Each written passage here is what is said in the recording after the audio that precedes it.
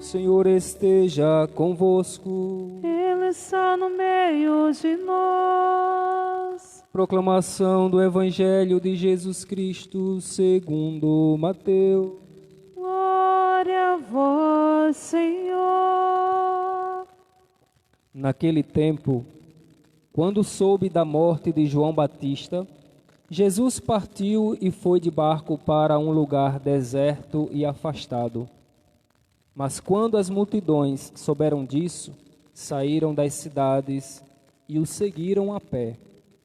Ao sair do barco, Jesus viu uma grande multidão, encheu-se de compaixão por eles e curou os que estavam doentes. Ao entardecer, os discípulos aproximaram-se de Jesus e disseram: Este lugar é deserto e a hora já está adiantada. Despede as multidões, para que possam ir aos povoados comprar comida. Jesus, porém, lhes disse: Eles não precisam ir embora. Dai-lhes vós mesmos de comer. Os discípulos responderam: Só temos aqui 5 pães e 2 peixes. Jesus disse: Trazei-os aqui. Jesus mandou que as multidões se sentassem na grama.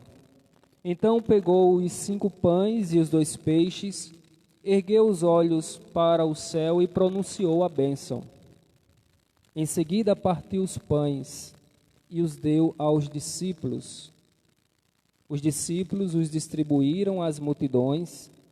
Todos comeram e ficaram satisfeitos, e dos pedaços que sobraram, recolheram ainda 12 cestos cheios. E os que haviam comido eram mais ou menos 5.000 homens, sem contar mulheres e crianças. Palavra da salvação. Glória a vós, Senhor.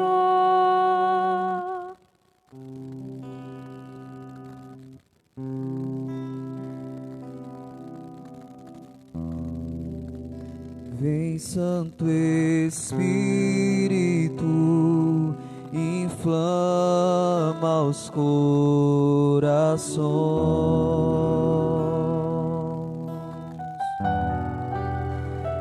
acende em nós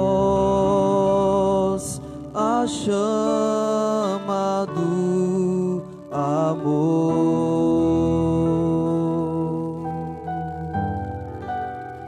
Pelo teu sopro tudo é recriado.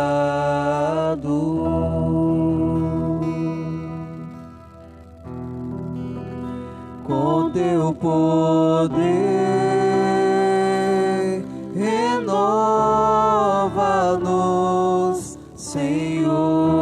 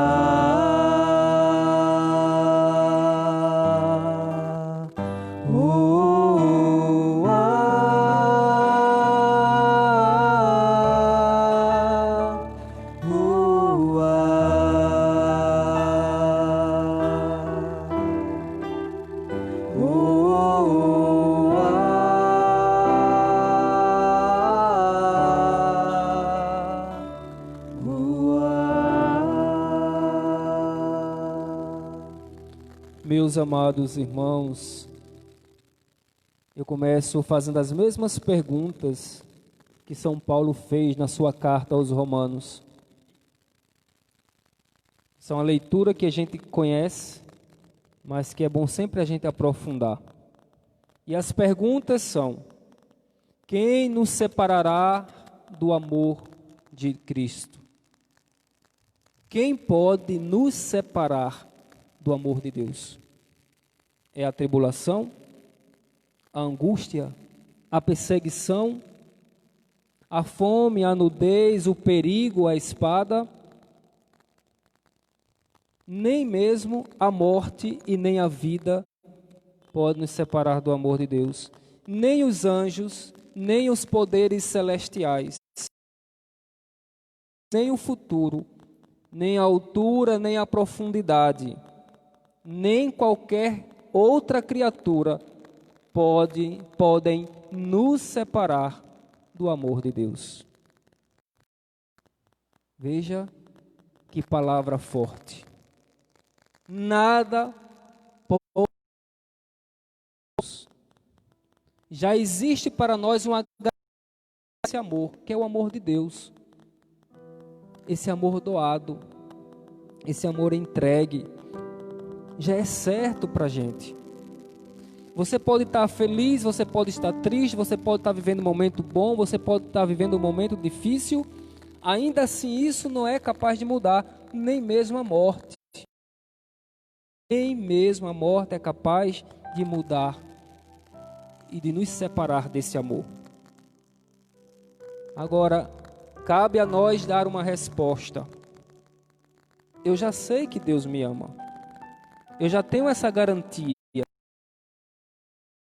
Isso já é certo.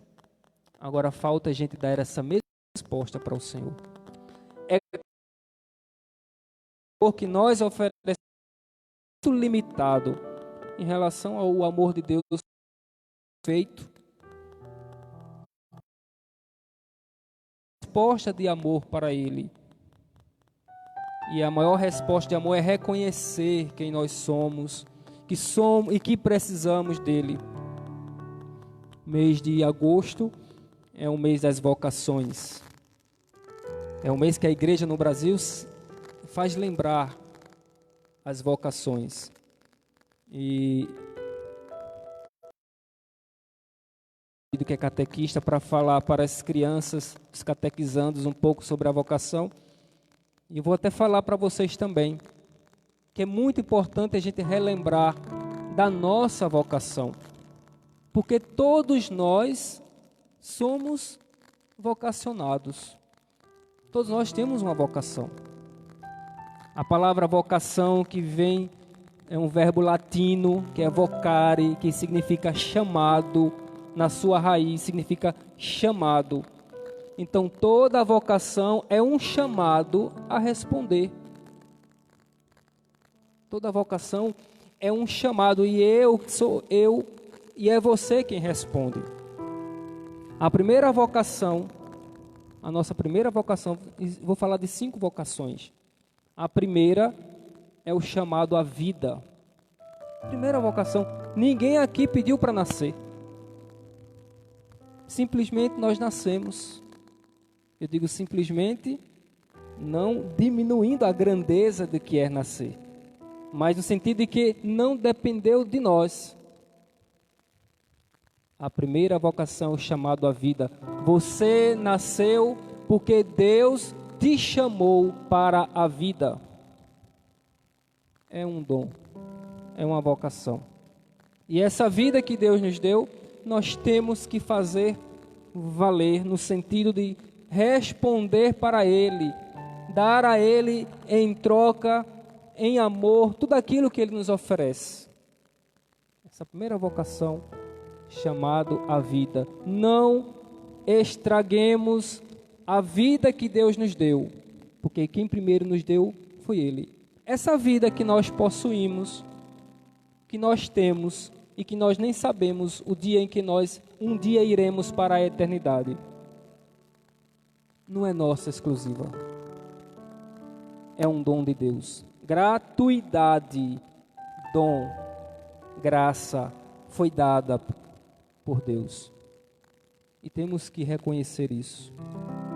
O dom da vida. Primeiro chamado. O segundo chamado que nós somos convidados, ou a segunda vocação, é a santidade. Todos nós somos chamados a viver a santidade. Aí você pode dizer, mas como é que eu vou ser santo? Aí a gente olha para a vida dos santos, como a gente vê esses santos aqui nos altares, que muitos deles fizeram milagres, realizaram prodígios. Isso foi uma graça que Deus concedeu a eles. Mas santidade não é realizar milagres, não é realizar prodígios. Tem gente que não vive a santidade, tem gente que não busca a Deus, não tem vida de oração e se mete em coisas que não são de Deus, buscando poderes espirituais malignos e que fazem coisas também. Mas o nosso chamado é a santidade em Jesus Cristo. O que é viver a santidade?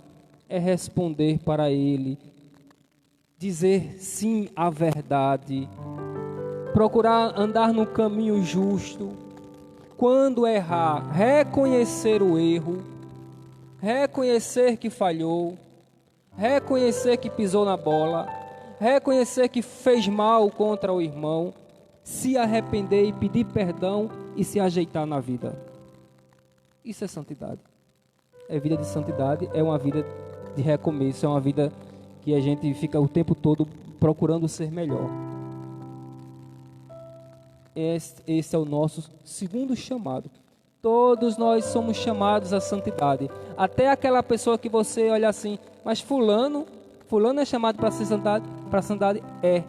Todos nós somos chamados. Agora, é cada um que responde. Sou eu que respondo, é o outro que responde. E cabe a cada um de modo particular responder. Uma vida coerente. Uma vida que busca a verdade, o amor, a justiça, a misericórdia, o perdão, o recomeço. Uma vida nova. Porque errar, todo mundo pode errar. Errar, todo mundo erra. Mas permanecer no erro, meus irmãos, aí já é complicado. A gente sabe que está errando, a gente sabe que está andando por caminhos estranhos e ainda permanece no mesmo caminho estranho, no mesmo caminho do erro. Aí, me desculpem usar essa expressão, mas aí já é burrice. É preciso colocar os nossos pés na direção da santidade. Vida, e a gente só consegue ser santo numa vida de oração. O terceiro chamado que nós somos convidados. Primeiro foi chamado a vida, a santidade, e o terceiro é o estado de vida. É o estado de vida que nós somos chamados e convidados ou impulsionados a viver. Meu estado de vida é ser padre, é o sacerdote. O estado de vida de muitas pessoas aqui é o matrimônio, a vida de casado, a vida matrimonial. Outras pessoas é vida consagrada, que se consagram a Deus inteiramente. Mas seja lá qual for o estado de vida, nós precisamos viver coerente com aquilo que nós um dia respondemos a viver. Um dia que escolhemos, eu digo escolher no sentido porque é uma escolha, porque é livre, mas somos primeiro impulsionados a isso. Então, quem é casado, viva o seu matrimônio de verdade. Quem é marido ou esposa, viva o seu matrimônio com seriedade.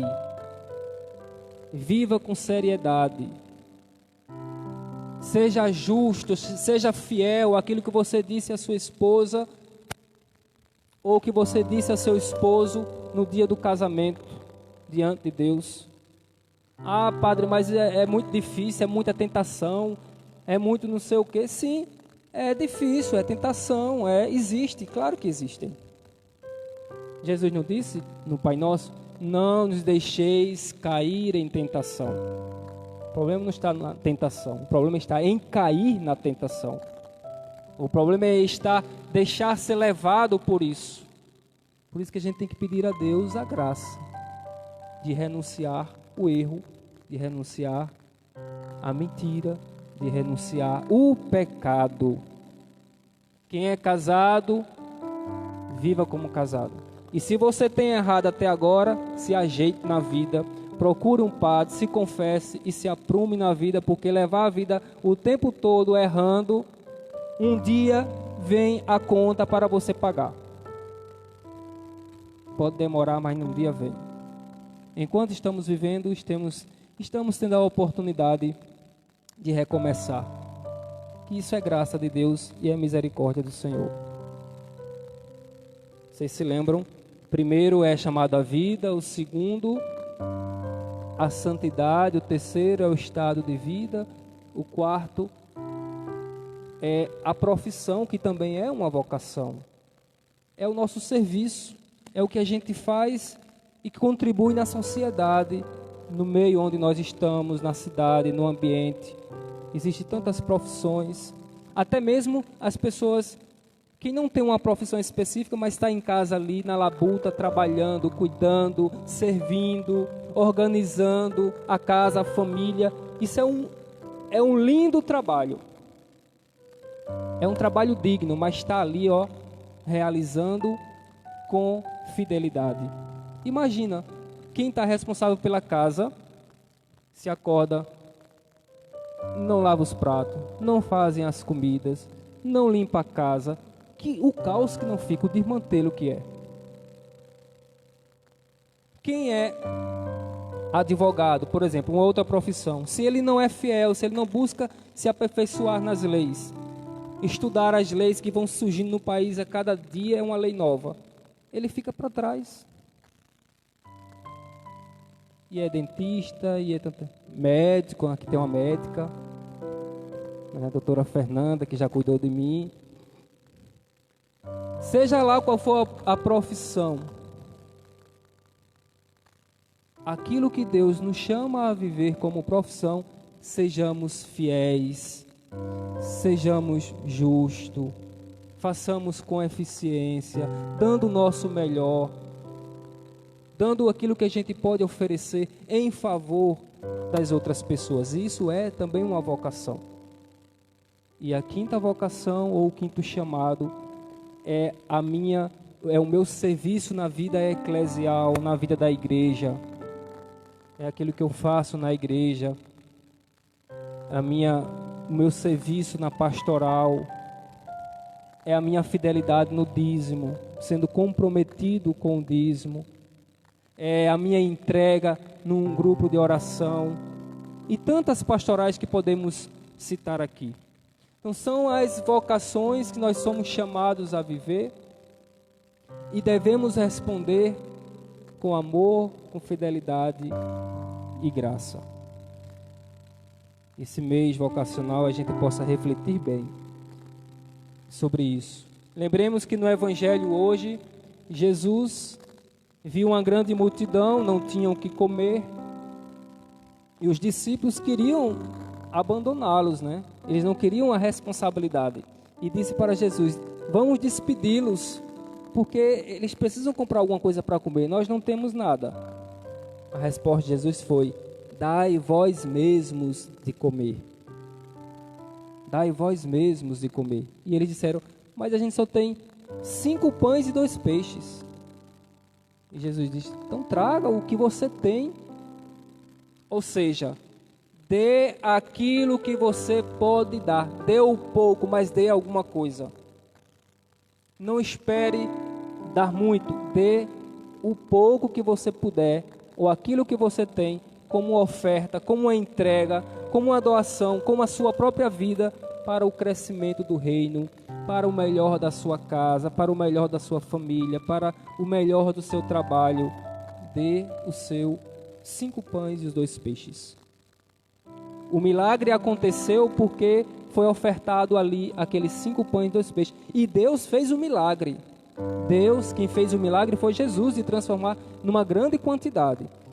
Algumas pessoas dizem assim: mas foi a partilha. Sim, foi a partilha daquele pouco que Deus realizou muito.